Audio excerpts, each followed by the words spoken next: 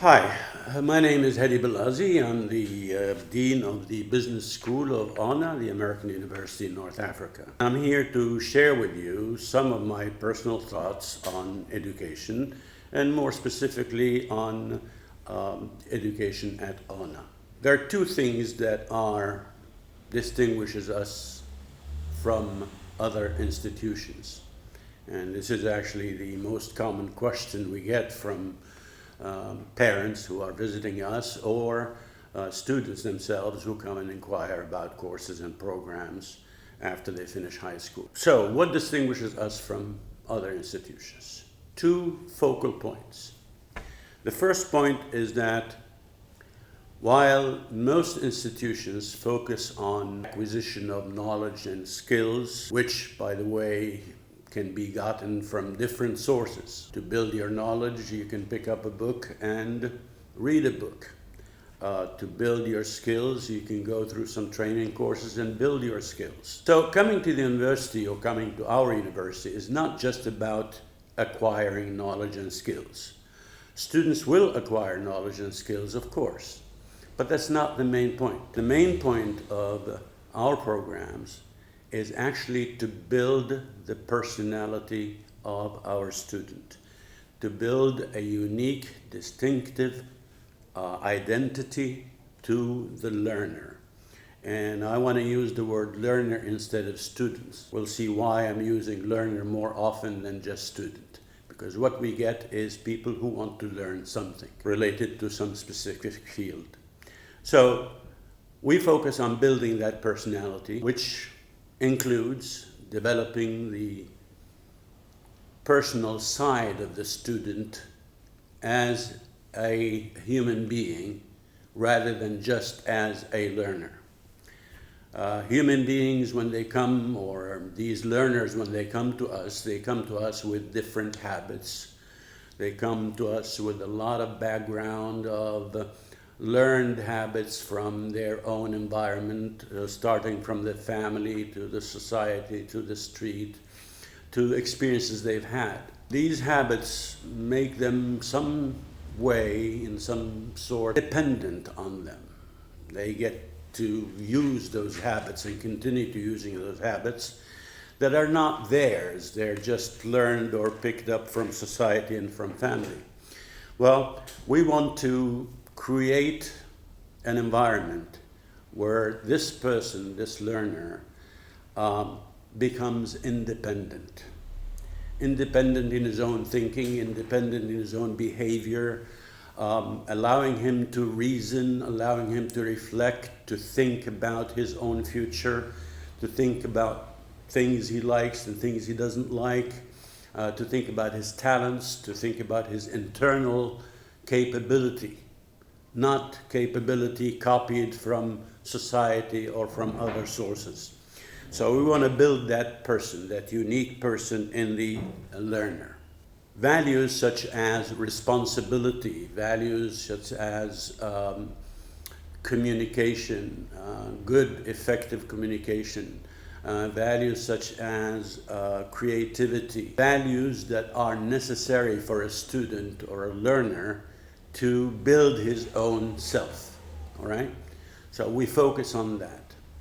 Actually, every student, every freshman who gets into our university will go through two courses that are essential. One of them is called self-awareness, and the other is called interpersonal communications. These two courses are essential because they help the student inquire or discover himself. Apart from what society wants him to be or what his father and mother want him to be.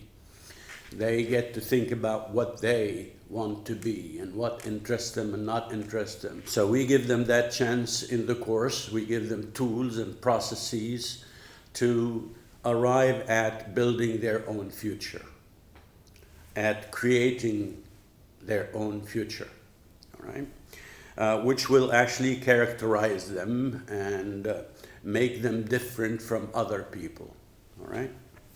And we look for awakening these differences and this distinctive features of every person in that person. We don't want to create copies of other people. We want to create different, very authentic, and very special personalities, right? So that's the main thing. So it's not just about studying or getting knowledge or getting skills. No. You have to also be ready to use that knowledge and those skills. And the only way you're going to use that knowledge and skills is if you have a well-built personality, a unique identity. So that's the first point. The second point is about our pedagogical approach. Having helped the student or the learner build his own personality, we then include that or integrate that in the way we teach. Our pedagogical approach is focused on making the student interact. The professors and the administration and all the staff around the learner are there to guide and to help. But the learner is part of the learning process. So we have to engage that learner to actually be responsible for his own education. The professor, the book, are only tools to help that person interact and participate. When they act and participate in class, they get to build many things. They get to build their own confidence in themselves because they're allowed to speak up and to exchange ideas with others. They get feedback from those discussions held in class. These will encourage that student or that learner to come out of his shell and actually be able to express himself, to say no to things, to agree and disagree, to present different points of views.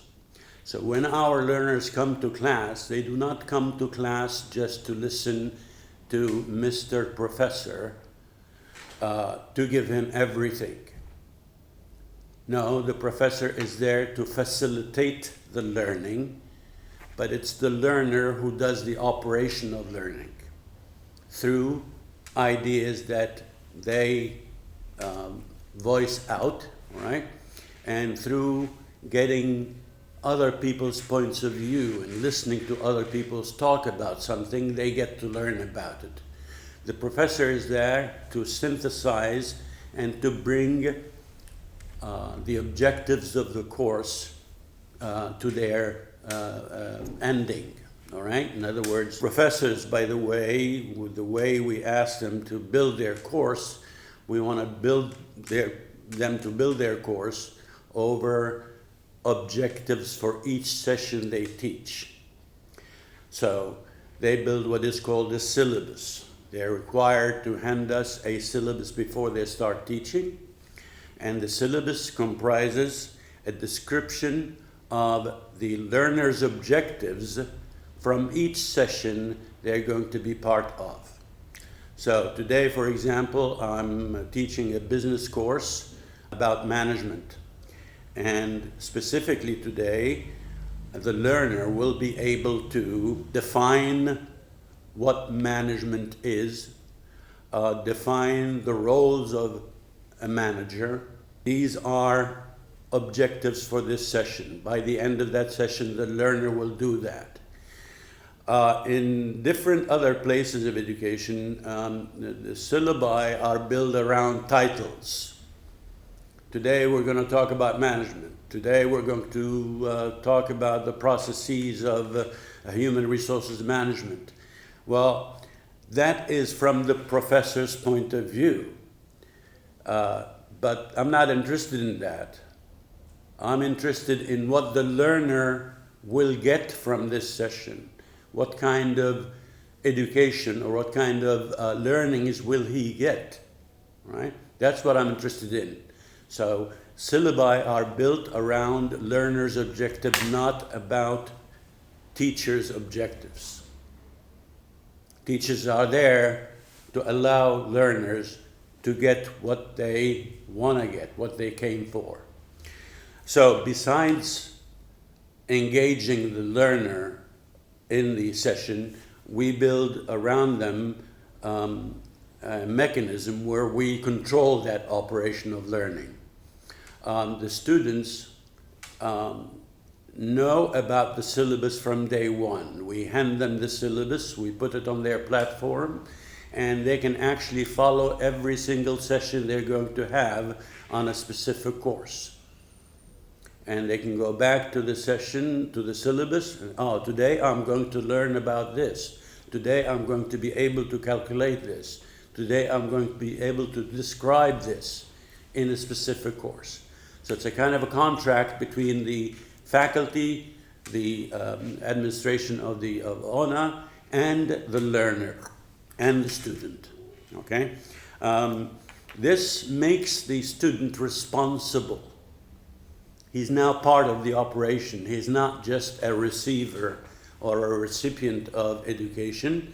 He is actually making his own education by following up on the syllabus, by also participating, interacting, making presentations, working on different projects. This is what goes on in our course, in our class. Our class is not lecturing. It's based on exchanging thoughts and ideas. Students every week, at the beginning of each course, are given readings, weekly readings to go through.